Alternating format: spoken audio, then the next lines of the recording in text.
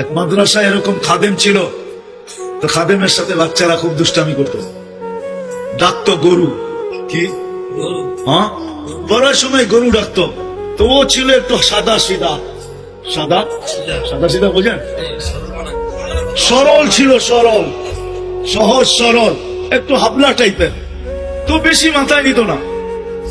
আবার দেখবেন হাবলা মানুষ চেতলে কিন্তু খবর আছে, ঠিক না? একদিন বৃষ্টি হইতেছিল প্রচন্ড, এর দায়িত্ব ছিল ছেলেদেরকে খানা পরিবেশন করা।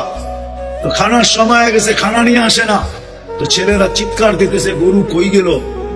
একটু পরে দেখতেছে খানা নিয়ে আসতেছে, তো সবাই চিৎকার দিয়ে বলতেছে ওই গরু এত দেরি করলি কেন? বাস সরল সহজ তো লেগে গেছে মাথায়।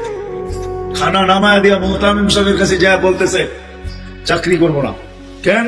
ওই মাদ্রাসায় যেটি পালেন এটি সব দেয়া দাও। সবসময় গরু বলে শোয়া গেছি, আজকেও গরু বলতেছে বিজা বিজা খানা নিয়ে আইলাম। মোহতামিম সাহেব বুঝছে যে সরল সহজ মানুষ চেতলে তো এরমই চেতে গেছে সিধা বাড়িতে।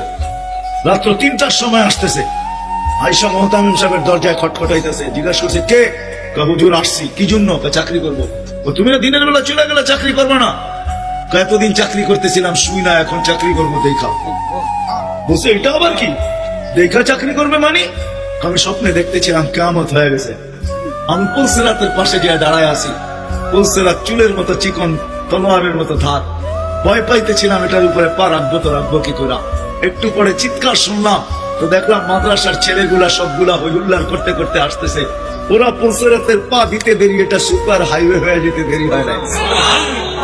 সবগুলা উঠা পার হইতেছে, একটা পিছন থেকে আমাকে দেখা ফেলছে আর চিৎকার দিয়া বলছে ওই তোরা যাস কই? আমগো গরুটা তো দাঁড়ায় আছে, ওই নিয়ে যাবি না? বলে সবগুলা পিছে ফিরে আসছে আর আমাকে উঠায়া কেউ হাতে কেউ পায়ে ধরা সব কাঁধে করে নিয়ে পার করা দিছে। ঘুমের থেকে জায়গা গেছি, এই জন্য চোখে দেখা আমি এখন চাকরি করবো।